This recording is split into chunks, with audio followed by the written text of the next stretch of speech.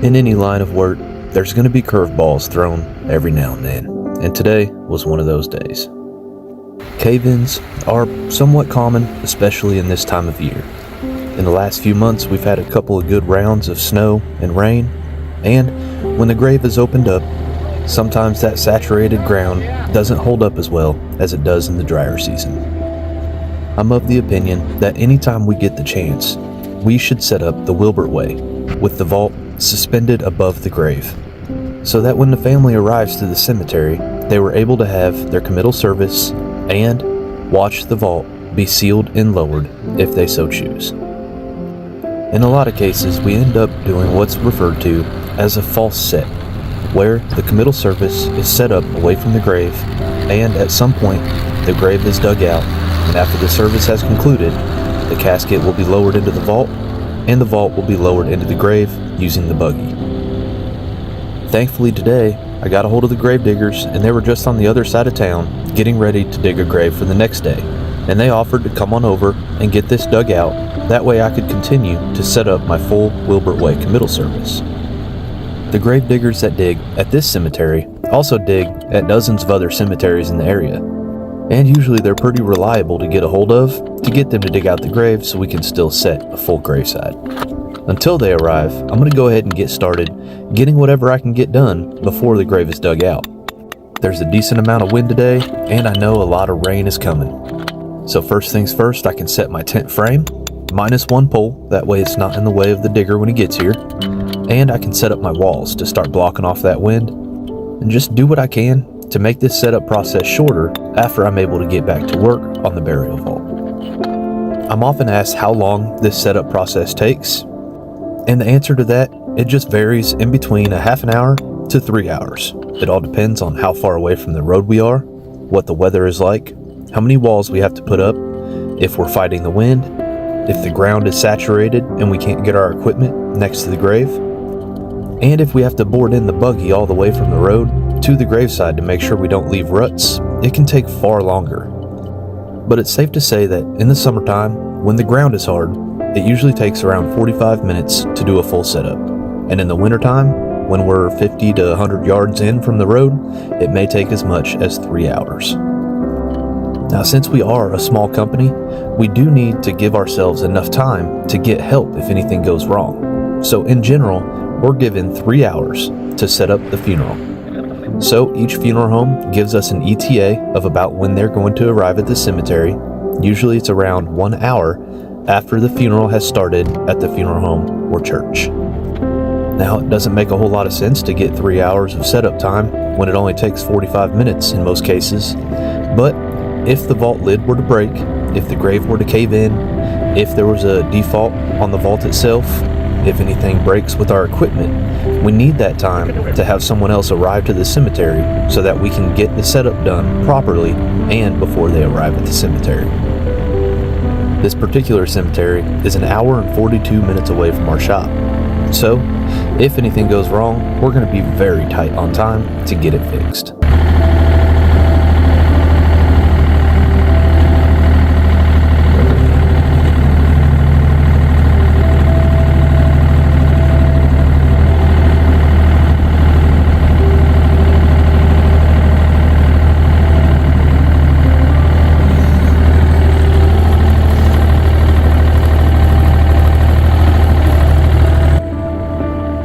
Once the gravediggers do arrive, it doesn't take long for them to clear off the dirt that's caved in from the vault next door, and then I'm ready to set up the Wilbert Monticello. Now, since it's caved off already, it would make sense to think that the grave is not safe to be around.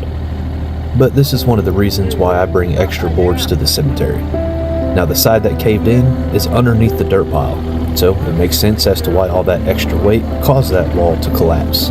There was only around a foot worth of dirt until the next burial vault was placed in the ground. So the dirt between the burial vault and the open grave is what caved in, and the side that was towards the family did not appear to be loose or unstable. In these situations, I also use extra long wood boards, after of course taking a break to pet Runt, to support the weight of the vault out to the sides as much as possible to make sure too much pressure wasn't placed on the grave walls. If the grave would have caved towards the family, I would have adjusted my platform to set boards over that area to make sure that no one was walking on it, putting pressure on ground that's liable to collapse. Part of being a vault man is just using our better judgment to make sure that the family stays safe, but also doing everything we can to give the family the service that they deserve and the services they're expecting when they arrive to the cemetery. Of course, we want the family to be able to have the graveside at the location of where their loved one will be laid to rest, but safety is our number one concern. And if this was caved in on both sides and long boards didn't even help, if people were still going to be in places that were unstable, we would have done what's called a false setup to make sure that no one had the chance of falling or collapsing the grave and ending up getting hurt. So safety is our number one priority, but we also want to provide the service that the family is expecting.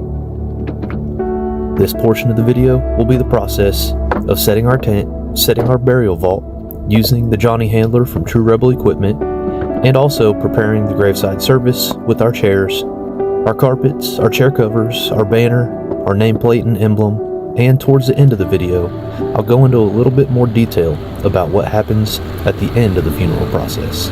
Stay tuned.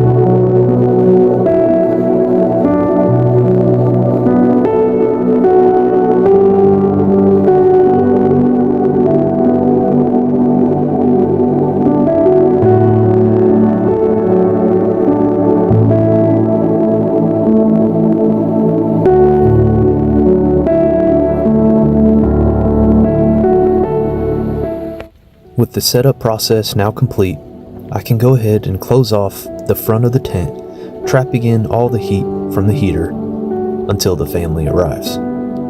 Now, it doesn't work that well on really windy days, but if you strap your tent down correctly and keep any of the air from coming in up against the wall that faces the wind, this heater can warm up the tent by about 20 to 30 degrees. And on a day like today, that's a big help for the family sitting underneath the tent. We just always have to watch out and make sure we let the preacher know that it's going to be hot right there and not to stand too close. I've seen a couple of pant legs melt over the years, so we do not want that to happen. At this time, the family has arrived, placed the casket onto the lowering device, and the committal service is taking place. For this service, the family moved on to the luncheon that was scheduled for after the committal service, which is fairly common in my area, although a lot of families do stay to watch the casket be lowered and the vault sealed and the vault lowered into the grave. In many cases, the families also stay and help backfill the grave. This part of the process is entirely up to the family members who are in attendance. When the family does move on to the luncheon, the funeral director and myself seal and lower the burial vault. In a lot of states, it is required that a funeral director be present until the vault is sealed, and in other states, the funeral director must be present until the vault is lowered and the cables removed. To seal and lower a burial vault, we begin by using the lowering device to lower the casket into the bottom of the vault. We can then add slack to the blue straps that support the casket and wiggle the straps out from each end of the vault.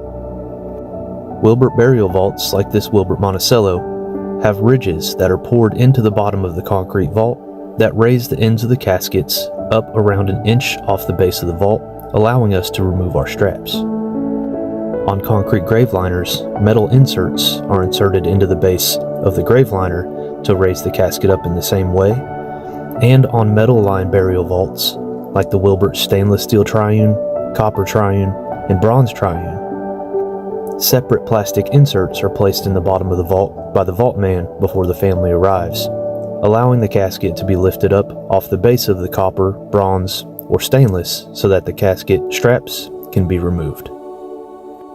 Now, before we can remove the lowering device from the rails, we need to remove the guide bars so that there is room to stand in the center of the lowering device.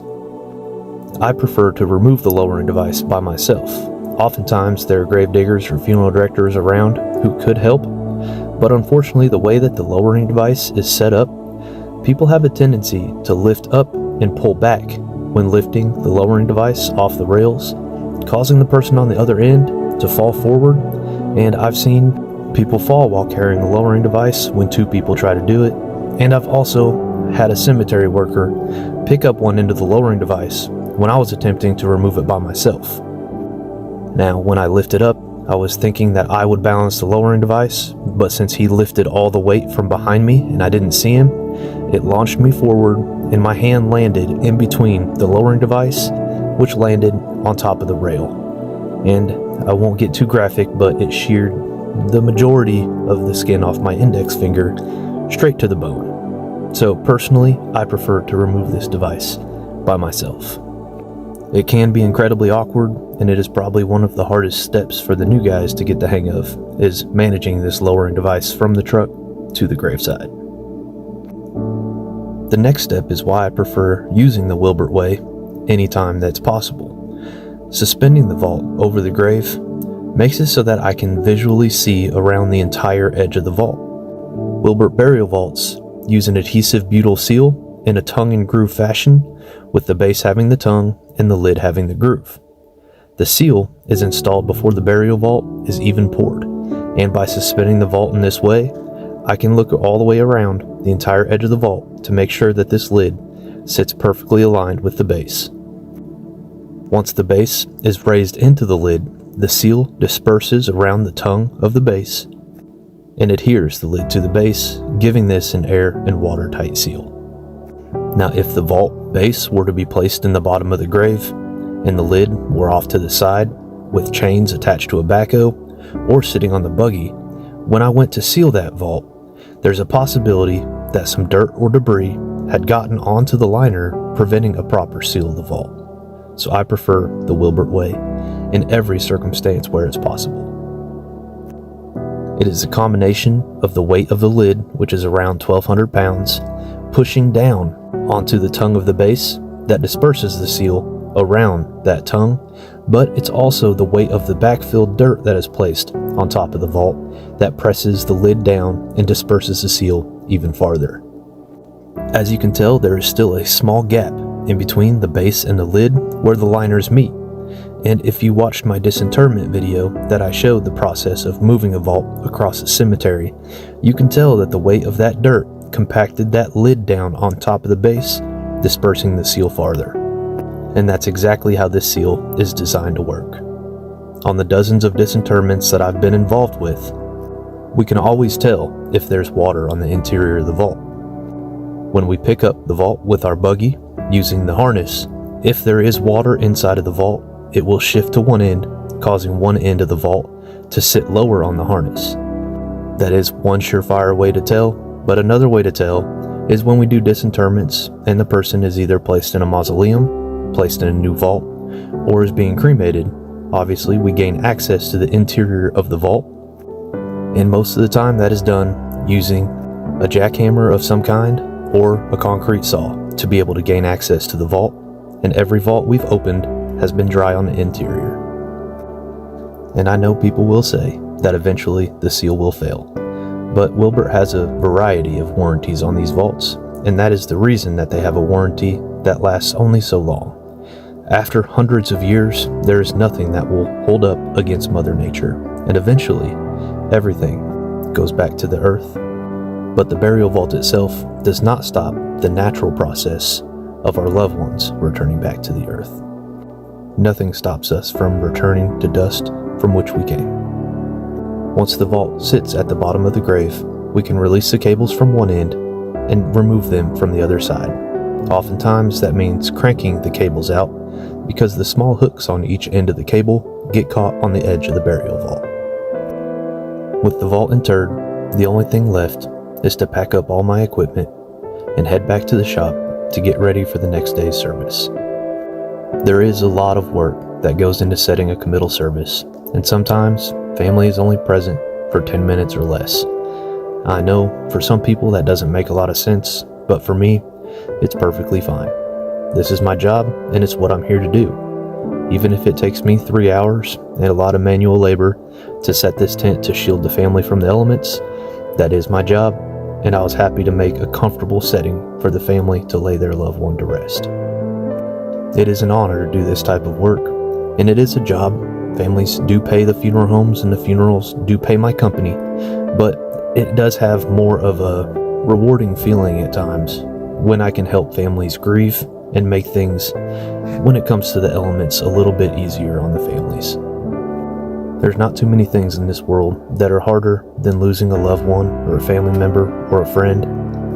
But one thing that I try to do is make sure that the family doesn't have any added stresses or worries when they're at the graveside, such as getting hurt, getting rained on, not being able to hear the preacher because of the wind, or getting sick from being out in the cold.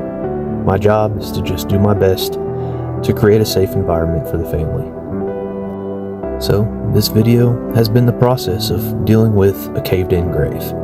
Now I wish every single cave-in was able to be sorted out in this manner so that the family could have a full standard graveside setup. It is not always the case, and if you would like to see what happens when we place a false setup in the cemetery, feel free to find in the description below a few videos that I will link so you can see how other ways that this process is handled if we have a cave-in or a dangerous hillside setup. Thank you all for watching, and as always, take care and God bless.